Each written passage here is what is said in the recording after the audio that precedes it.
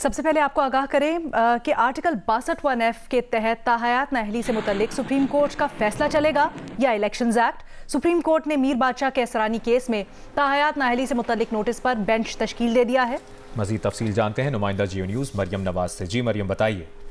जी, supreme court ने ताहयात नाअहली से मुतालिक नोटिस दिया था मीर बादशाह के असरानी केस में, जिसमें ये तनाज़ा सामने आया था कि आर्टिकल 62(1)(f) से मुतालिक सुप्रीम कोर्ट के ताहयात नाअहली के फैसले चलेंगे या फिर इलेक्शन एक्ट के तहत 5 साल की नाअहली का अरसा चलेगा। और इस पर सुप्रीम कोर्ट ने नोटिस देते हुए विफाक को नोटिस जारी किया था, इलेक्शन कमीशन को नोटिस जारी किया था और चीफ जस्टिस ने कहा था कि लार्जर बेंच के सामने इस केस को समाअत के लिए मुकर्रर किया जाएगा। आज इस केस में जो है वो लार्जर बेंच तश्कील दे दिया गया है, जो कि कल चीफ जस्टिस काजी फायरूज़ा की सरबराही में 11:30 बजे इस केस की समाअत करेगा। Justice Mansoor Ali Shah, justice Yahya Afridi, justice Aminuddin Khan, justice Jamal Mandokhail, justice Mohammad Ali Mazhar और justice Musarrat Hilali larger bench का हिस्सा होंगे। सुप्रीम कोर्ट ने नोटिस पहले ही जारी कर रखे और ये 7 रुकनी लार्जर बेंच अब कल सुबह इस केस की समाअत करेगा। इसके अलावा सुप्रीम कोर्ट ने अखबारात में भी पब्लिक नोटिस शाया करके ये दावत दी थी कि जो भी इस केस में मुतासरा फरीकैन बनते हैं, अगर वो चाहे तो इस केस में जो है वो हिस्सा बन सकते हैं। और अदालत ने अब इस केस को कल सुबह 11:30 बजे मुकर्रर किया है। चीफ जस्टिस काजी फायरूज़ा की सरबराही में 7 रुकनी लार्जर बेंच समाअत करेगा। अच्छा, क्योंकि कॉन्स्टिट्यूशन मामला है तो क्या बराह रास्त भी दिखाया जाएगा? जी, आईनी मामला तो है, लेकिन बराह रास्त नशियात से मुतालिक अभी फैसला नहीं हुआ। लेकिन अगर इस तरह के लार्जर बेंचेस बनते हैं तो चीफ जस्टिस की सरबराही में जो बेंच है उसमें कोर्ट नंबर 1 की लाइव ब्रॉडकास्ट हुआ करती है। ठीक है, बहुत शुक्रिया मरियम तफसीलात के लिए। पीटीआई को बल्ले का इंतखाबी निशान दिए जाने का मामला पेशावर हाई कोर्ट का डिवीजन बेंच इलेक्शन कमीशन की नजरसानी दरखास्त पर कल समाअत करेगा। इलेक्शन कमीशन ने पेशावर हाई कोर्ट के फैसले पर नजरसानी की अपील दायर कर रखी है। दानियाल अजीज हमारे नुमाइंदे हमारे साथ मौजूद हैं, उनसे मजीद तफसीलात जानते हैं। जी दानियाल। जी बिल्कुल, इलेक्शन कमीशन ने पेशावर हाई कोर्ट में 2 ज़िमनी दरखास्तें दी थी। एक पेशावर हाई कोर्ट ने जो बल्ले और इंट्रा पार्टी से मुतल्लिक फैसला दिया था उस पर नजरसानी की अपील की गई थी उसमें। दूसरा ये कि 2 रुकनी बेंच जो है वो कायम किया जाए और उस केस की अर्ली हेयरिंग हो। तो कल जो है केस समाअत के लिए मुकर्रर है और 1 रुकनी बेंच इस केस पर समाअत करेगी, जिसमें हमने ये इस्तदा किया था कि इस केस को जल्द सुना जाए और इस केस के लिए 2 रुकनी बेंच जो है कायम किया जाए। कल जस्टिस मोहम्मद इजाज खान की अदालत में इस केस की समाअत जो है होगी। जी दानियाल अजीज, आपने अपडेट किया, शुक्रिया आपका।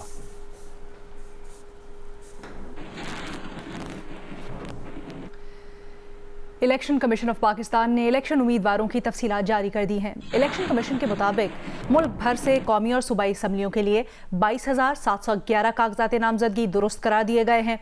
इलेक्शन कमीशन के एलानिये के मुताबिक आरोज ने मजमूई तौर पर 21,684 मर्द, 1,027 खवातीन उम्मीदवारों के कागजात नामजदगी दुरुस्त करार दिए हैं।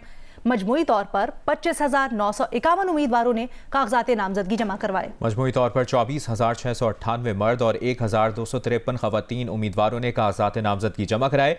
इलेक्शन कमीशन का कहना है कि आरोज ने मजमूई तौर पर कौमी और सूबाई असम्बलियों के लिए 3,240 उम्मीदवारों के कागजात नामजदगी मुस्तरद किए। आरोज ने 3,015 मर्द और 225 खवातीन उम्मीदवारों के कागजात नामजदगी मुस्तरद किए।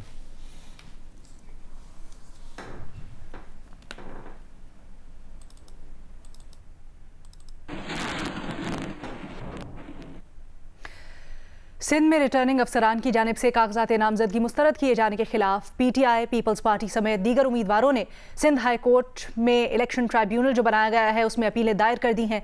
इसकी मजीद तफसीलात जानते हैं अपने नुमाइंदे अमीन अनवर से। जी अमीन। जी बिल्कुल, मुल्क में इंतखाबात का तीसरा मरहला शुरू हो चुका है और रिटर्निंग अफसरान के फ़ैसलों के ख़िलाफ़ इलेक्शन अपीलेट ट्रिब्यूनल में अपीलों दायर होने का जो सिलसिला है वो शुरू हो चुका है। और अब तक सिंध हाई कोर्ट में जो अपीलेट ट्रिब्यूनल बनाए गए हैं उसमें 9 से ज़ायद इलेक्शन पटिशन जो है वो इस वक्त दायर हो चुकी हैं, जिसमें सबसे ज़्यादा तादाद जो पाकिस्तान तहरीक इंसाफ के उम्मीदवार हैं उनकी तरफ से है। और अब तक जो अपीलें दायर हुई हैं उनमें जो PTI रहनुमा है शाह महमूद कुरैशी, उनके जो बेटे हैं जैन कुरैशी, फिरदौस शमीम नकवी, खुरम शेर जमान और इसके साथ साथ मसरूर सियाल और एक आज़ाद उम्मीदवार मजहर जुनेजो की जानिब से इलेक्शन पटिशन फ़ाइल की गई है, जिसमें से अब तक 2 इलेक्शन पटिशन पर समाअत हुई है। और अदालत ने 4 जनवरी के लिए इलेक्शन कमीशन और रिटर्निंग अफसरान को नोटिस जारी किए हैं। सिंध हाई कोर्ट में जो इलेक्शन ट्रिब्यूनल बनाए गए हैं उसमें अब तक 9 से ज़ायद इलेक्शन पटिशन दायर हो चुकी हैं, जिसमें ज़्यादा तादाद PTI रहनुमाओं की है, जिनके कागजात नामजदगी रिटर्निंग अफसरान ने मुस्तरद कर दिए थे। जी, अभी आपको बताएं, पेशावर में इंसाफ लॉयर्स फोरम के वकीला और पुलिस एहलकार आपस में उलझ पड़े। इंसाफ लॉयर्स फोरम का ये मौक़िफ़ है कि किस कानून के तहत दरख्वास्त गुजारों को रोका जा रहा है। पुलिस अपीलें दायर करने वालों को ज़बरदस्ती रोक रही है, जबकि SP कैंट डिवीजन का कहना है कि किसी को रोका नहीं जा रहा। सिक्योरिटी खदशात के पेश नज़र शनाख्त के बाद हाईकोर्ट में दाखिल होने की इजाज़त दी जा रही है। पुलिस का यह मौक़िफ़ है, पावर ऑफ अटर्नी के तहत कागजात मुस्तरद होने के खिलाफ अपीलें जमा करवा सकते हैं। इंसाफ लॉयर्स फोरम का ये मौक़िफ़ रहा।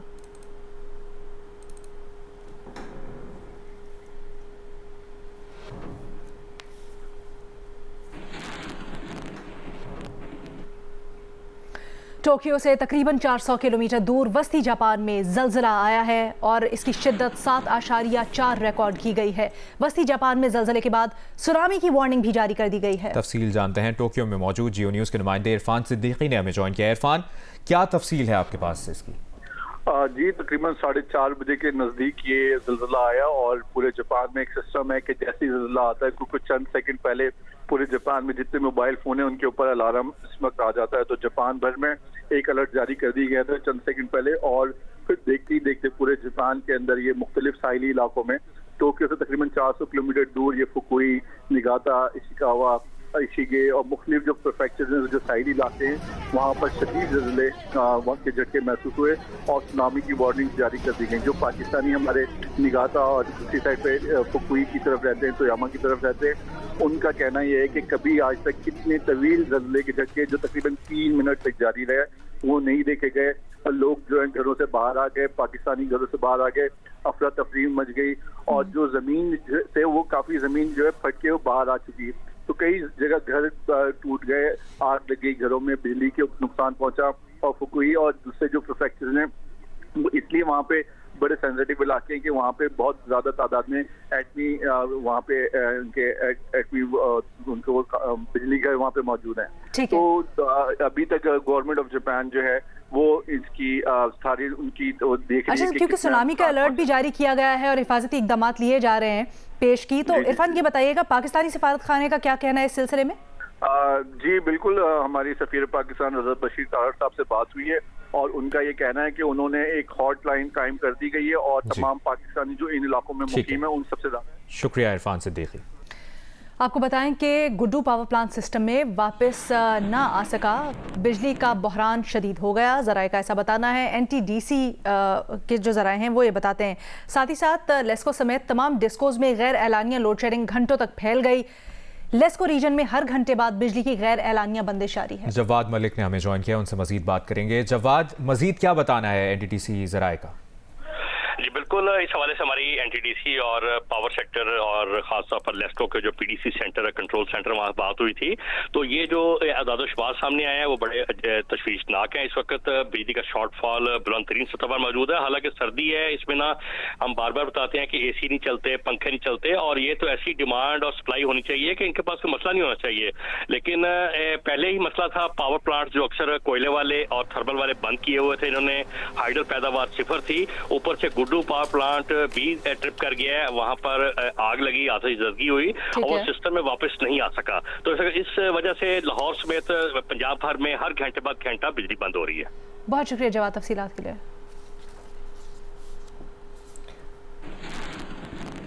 इंसदाद दहशतगर्दी अदालत में गुजरांवाला कैंट पर 9 मई को हमला और जलाओ घेराव के मुकदमे की समाअत हुई। अदालत ने 51 मुल्ज़िमान की जायदाद जब्त करने का हुक्म दे दिया है। मुकदमे में मुलविस 51 मुल्ज़िमान को इश्तिहारी करार देने की कार्रवाई जारी है। अदालती हुक्म पर मुल्ज़िमान के घरों और शहर के अहम मकामात पर इश्तिहार आवेजा कर दिए गए हैं। अदालत ने मुल्ज़िमान के नाकाबिल ज़मानत वारंट गिरफ्तारी जारी कर रखे हैं। 51 मुल्ज़िमान की फहरिस्त में मुराद सईद, हम्माद अजहर, फरुख हबीब के नाम शामिल हैं। मुल्ज़िमान में उमर अयूब, अली अमीन गंडापुर, जरदाज गुल के भी नाम शामिल हैं। जुबैर न्याजी, अकरम साही, शौकत भट्टी का नाम भी शामिल है। PTI उम्मीदवारान अहमद चट्टा, बिलाल इजाज, जफरुल्लाह चीमा के नाम भी शामिल हैं। मुकदमे में बानी तहरीक इंसाफ शाह महमूद कुरैशी और परवेज़ इलाही भी मुल्जिम हैं। मुकदमे में यास्मीन राशिद, इजाज चौधरी भी मुल्जिमान हैं।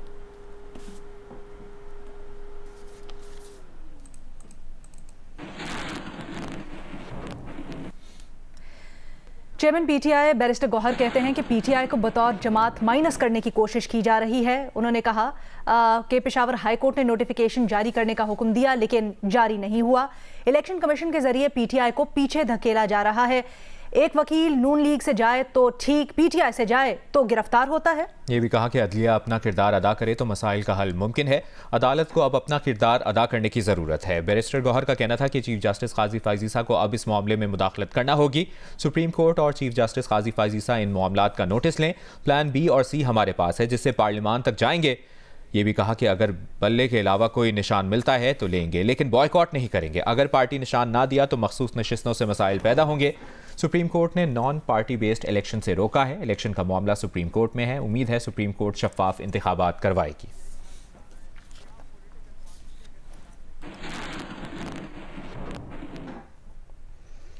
पेशावर में कौमी असम्बली की नशिस्त NA 28 में इंतखाबात होने जा रहे हैं। टूटी फूटी सड़कें, गंदगी के ढेर, गैस और बिजली की लोड शेडिंग इस हल्के के बड़े मसाइल हैं। क्या गुज़श्ता इंतखाबात में कामयाब उम्मीदवार वोटर्स की तवक्कुआत पर पूरे उतरे? इन सब का जायजा लेने के लिए हमारी नुमाइंदा माहिम कुरैशी ने हल्के के मुख्तलिफ इलाकों का दौरा किया और लोगों के मसाइल जानने की कोशिश की। आप भी देखिए। इस वक्त मौजूद हो कौमी असम्बली के हल्का NA 28 में। ये हल्का पेशावर के बेशतर नवाही इलाकों पर मुश्तमिल है। इस हल्के में सूबाई असम्बली की 5 नशिस्तें आती हैं। हल्के में इंतखाबी सरगर्मियाँ जारी हैं। उम्मीदवारों ने इंतखाबी मुहिम शुरू कर रखी है, जबकि रोड्स और गली कूचों में मुख्तलिफ सियासी जमातों के उम्मीदवारों के बैनर्स और पैनाफ्लेक्स आवेजा हैं। इस हल्के के बुनियादी मसाइल क्या है, ये जानते हैं यहाँ के रहायशियों से। पूरे गाँव में जो है पानी नहीं है और पानी जो है ना पूरा ख़राब है। 15-20 साल से ये ट्यूबवेल जो है ना ये लगा हुआ है, लेकिन इसमें पानी नहीं आ रहा है। ये पैप जो है ना सारे चोरी हो गया है। गैस तो बिल्कुल नहीं है, बिजली की भी ये हालात है। तकरीबन शवारों में 24 घंटों में तकरीबन 3-4 घंटे बिजली है और नहीं है। 2 साल हो गया, आम चेयरमैन है। हुकूमत ने अभी तक एक 10 रुपये भी मुमकिन नहीं दिए कि भाई आप काम करो गाँव में। नहीं, फूलों के शहर पेशावर के इलाके डागी मल्ला खान में बदबू का समा है और वजह सिर्फ ये गंद के ढेर। ये गंद के ढेर जो कि ना सिर्फ मुख्तलिफ बीमारियों की वजह बन रहे हैं बल्कि हवा को भी आलूदा कर रहे हैं। गंदगी उठाई जाए। दूसरा हमारा मसला ये रास्तों का है।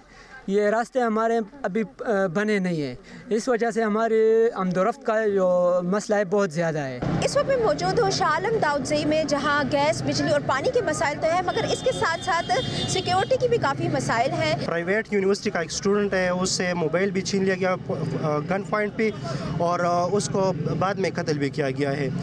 ये इलाका जो था वो पहले बहुत ज़्यादा पुरअमन था, लेकिन पता नहीं कि अभी पुलिस क्या कर रही है। अभी इलेक्शन का माहौल शुरू है तो उसी वजह से भी बाज़ारों में थोड़ा सा रश ज़्यादा है। तो इस हवाले से हम यही कहना चाहेंगे कि थोड़ा सा सिक्योरिटी के ऊपर हुकूमत ध्यान दे तो ये बहुत अच्छा होगा। NA 28 की आवाम मायूस है कि इंतखाबात के दौरान उनके मसाइल हल करने का एक शोर होता है, मगर इलेक्शन के बाद फिर एक तवील खामोशी छा जाती है। शहरी पुर उम्मीद है कि इस मरतबा जो नुमाइंदे हल्के से कामयाब होंगे वो सिर्फ नारों के बजाय अमली काम करेंगे और उनके मसाइल भी हल करेंगे। जी।